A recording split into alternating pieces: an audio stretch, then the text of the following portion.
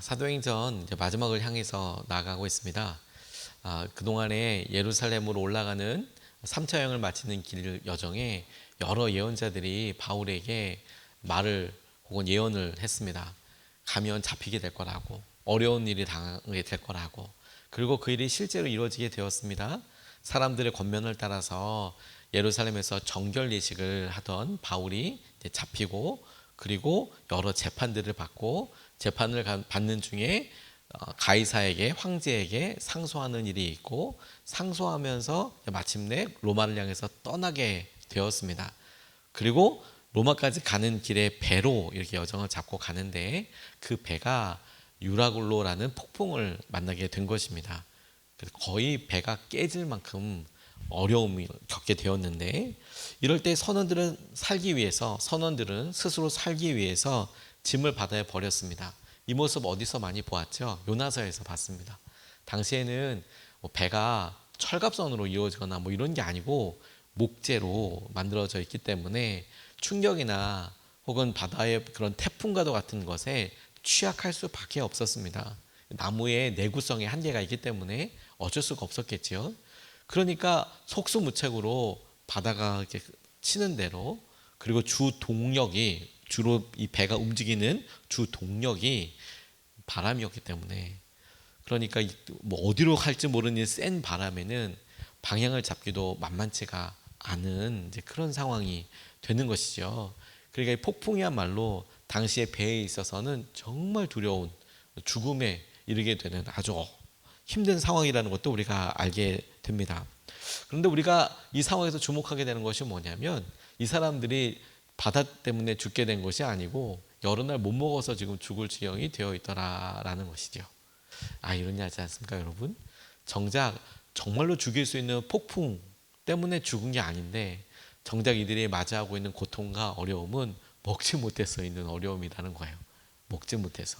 그리고 더한 모순 같은 점을 오늘의 본문 말씀에서 발견하게 됩니다. 저는 사도행전의 여러 기사와 이적도 정말 우리에게 도전이 되지만, 저는 사도행전에서 오늘 이 27장에 나와 있는 이 말씀이 우리의 실제 삶에서 우리가 겪고 있는 영적인 곤궁함과 갈급함에 정말 중요한 단초이자 하나님께서 우리의 삶을 보여주는 단면이라고 저는 그렇게 생각합니다.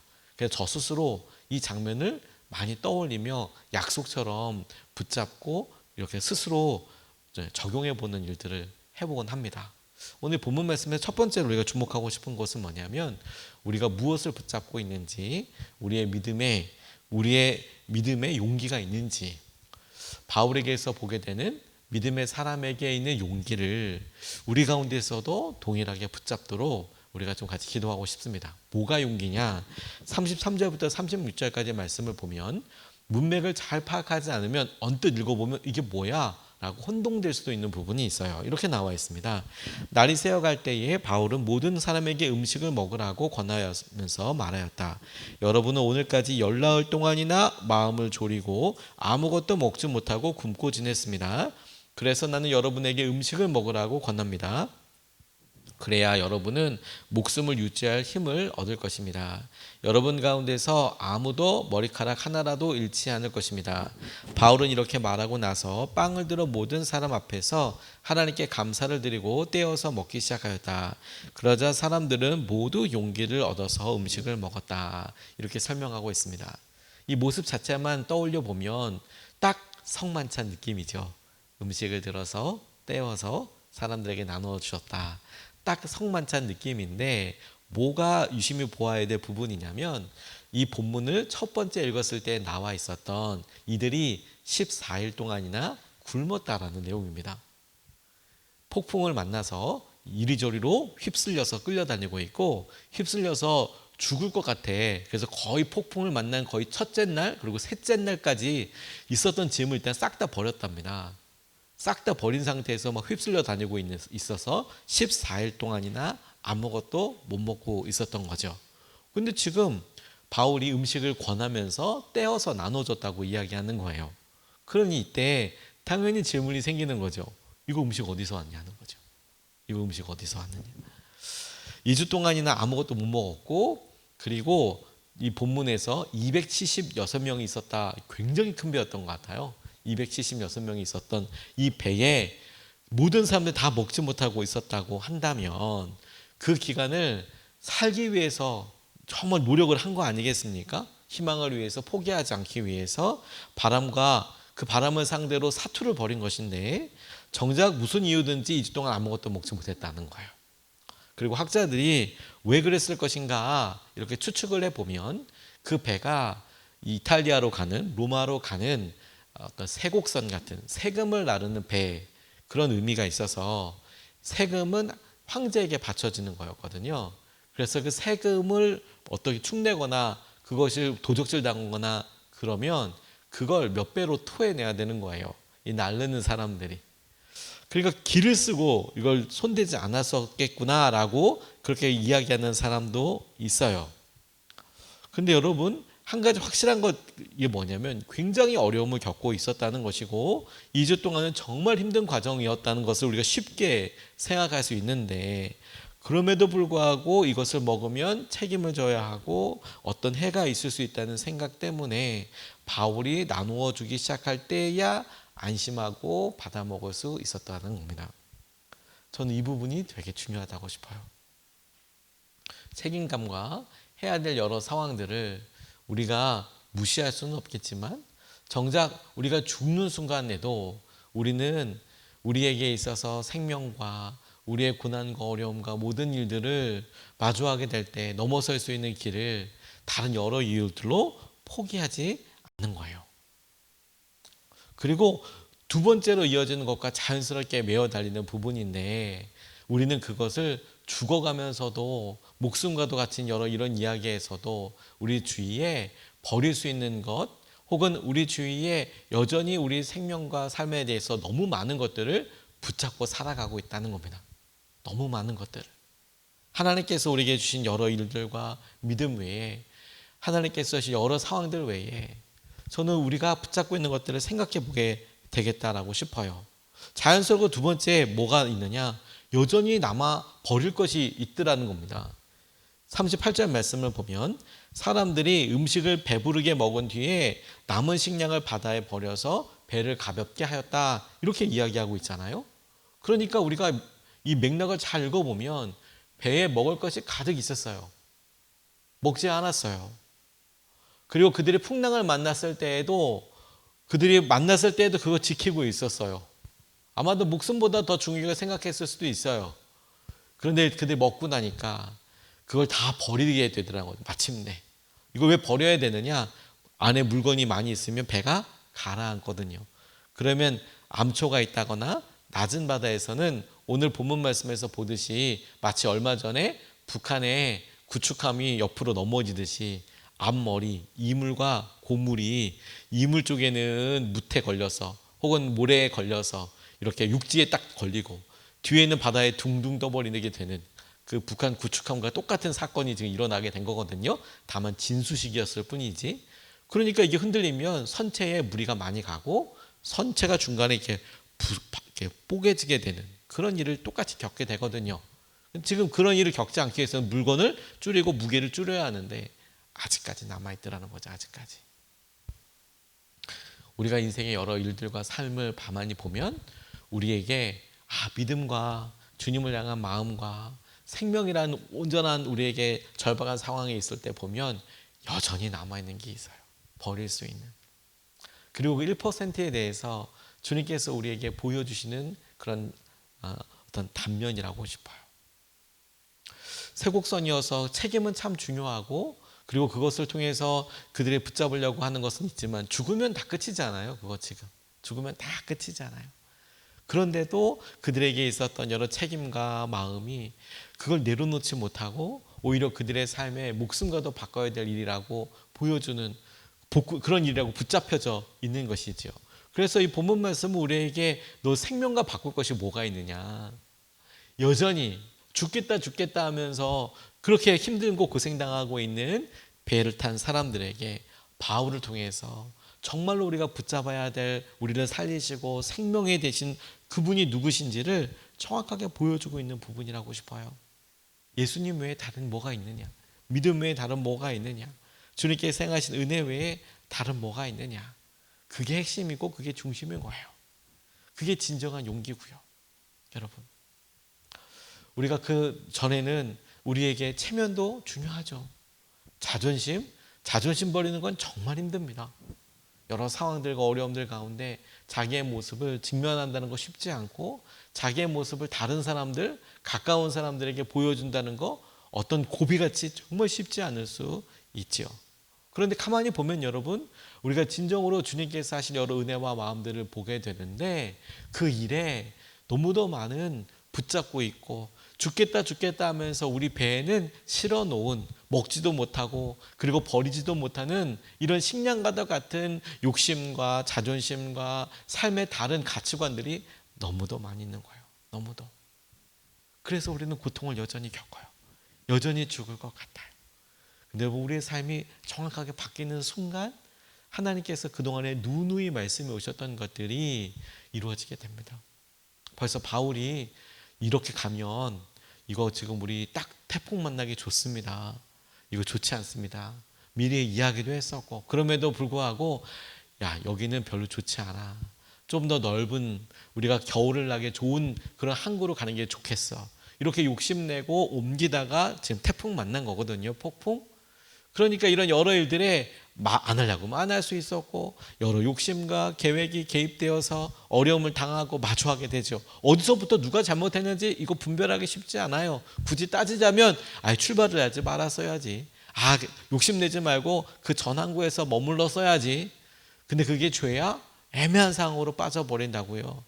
근데 주님의 말씀을 신뢰하고 나아가는 사람이 이런 복잡하고 힘든 순간에도 주님의 믿음과 그 한 사람으로 인하여서 그들을 진정으로 살리고, 그 배를 살릴 뿐만 아니라 그 배에서 유일한 희망이 되고, 주님의 말씀이 그들에게 유일한 등대가 되게 하시는 것을 하나님께서 이 모습을 통해서 우리에게 보여주신다고 싶어요.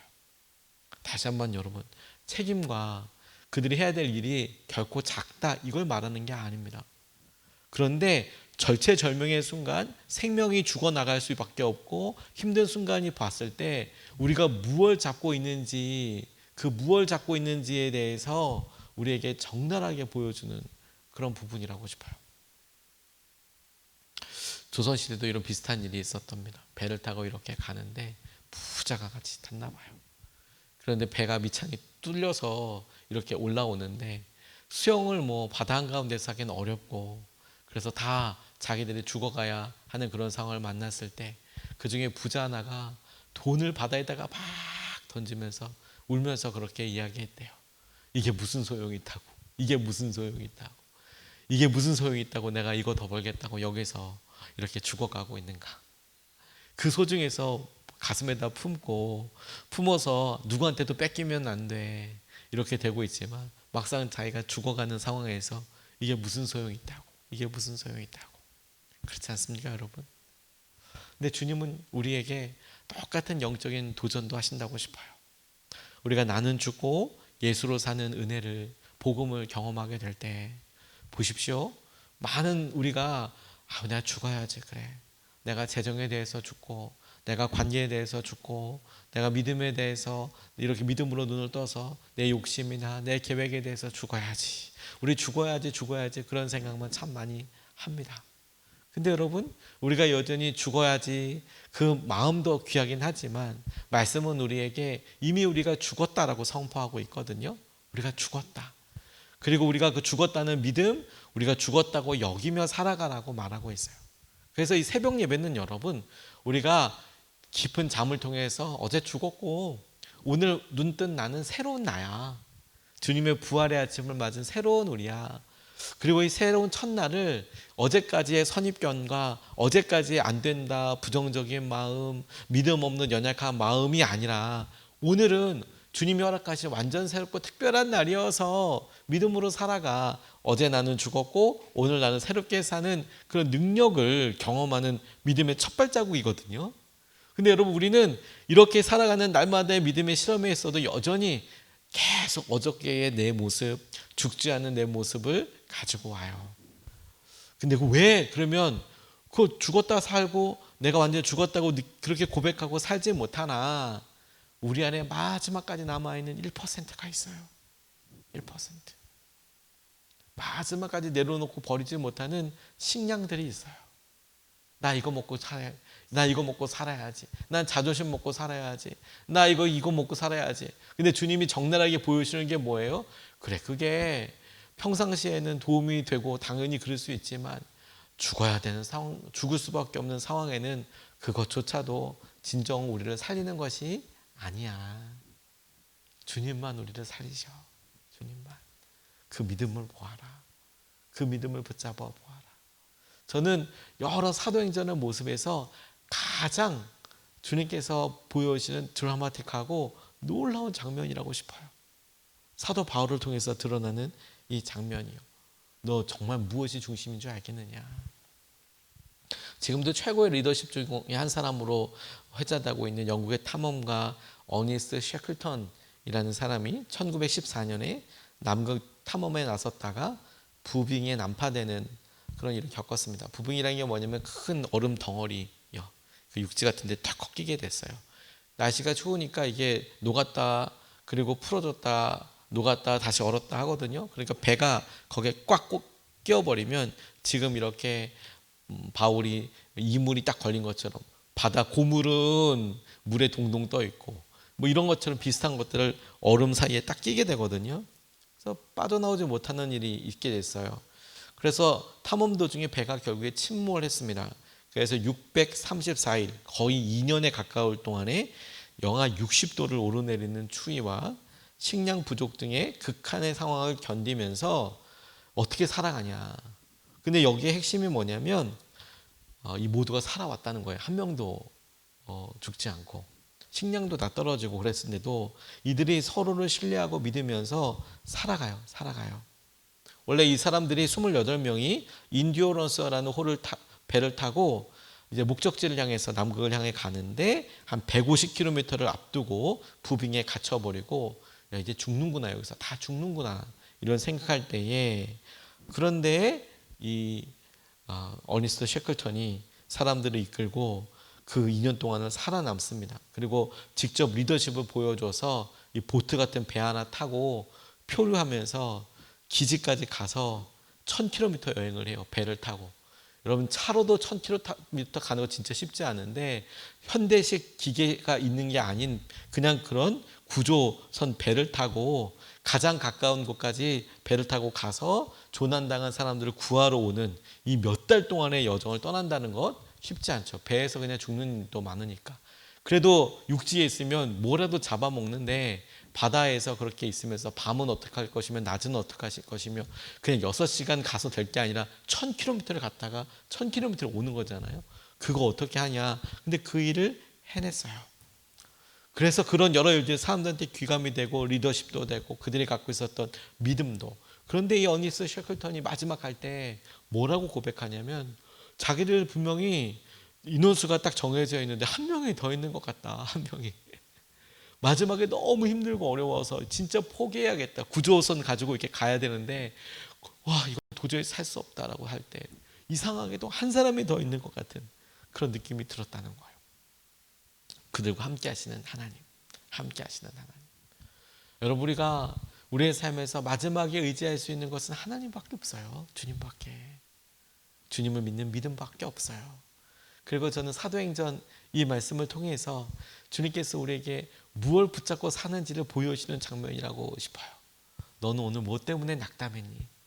오늘 너 뭐 때문에 그렇게 가득 가지고 있으면서 그 가운데서 또 굶고 있니? 뭘 도대체 붙잡으려고 하니? 오직 희망 되시는 예수 그리스도를 붙잡아라. 주님께서 하신 은혜를 붙잡아라. 그 은혜가 저 여러분들을 살리고 능력이 되게 하시는 오늘 깊은 기적의 통로가 되시기를 주님의 이름으로 축복합니다.